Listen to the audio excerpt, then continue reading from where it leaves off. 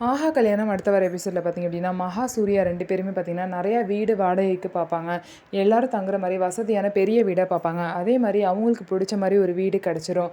அந்த வீட வந்து பார்த்திங்க அப்படின்னா, புக் பண்ணிவிட்டு, அதுக்கப்புறம் எல்லாருமே வந்து அங்க கூட்டிகிட்டு போய் காமிப்பாங்க. எல்லாரும் பார்த்திங்க அப்படின்னா, "வீடு ரொம்ப நல்லாயிருக்கு, எங்களுக்கு பிடிச்சிருக்கு" அப்படின்னு சொல்லுவாங்க.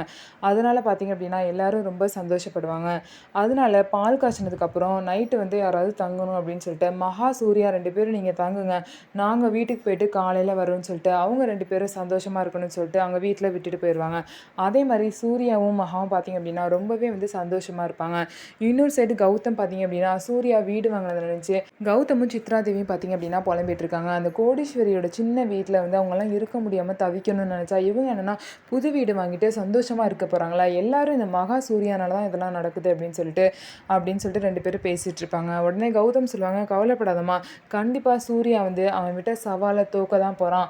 அப்போ வந்து மகாவும், சூர்யாவும் இங்கே வந்து நமக்கு அடிமையாக வேலை பார்க்க போகிறாங்க. இதுதான் நடக்க போகுதுன்னு சொல்லிட்டு கௌதமும், சித்ராதேவியும் பேசிகிட்டு இருப்பாங்க. ஸோ என்ன ஆக போகுது சவால்? சூர்யா வந்து சொன்ன மாதிரி வந்து சவாலில் வின் பண்ணுவாரா? இல்லை கௌதம்க்கு அடிமையாக இருக்க போகிறாரா? இல்லை சூர்யா வந்து வின் பண்ணிவிட்டு கௌதம் வந்து அடிமையாக இருக்க போகிறாங்களா? அப்படிங்கிறத பொறுத்திருந்து பார்க்கலாம். நம்ம வீடியோ உங்களுக்கு பிடிச்சிருந்தா நம்ம வீடியோவை லைக் பண்ணிக்கோங்க. அதுக்கப்புறம் மறக்காமல் நம்மளோட சேனலில் சப்ஸ்கிரைப் அண்ட் ஹைப் பண்ணிவிட்டு பாருங்கள்.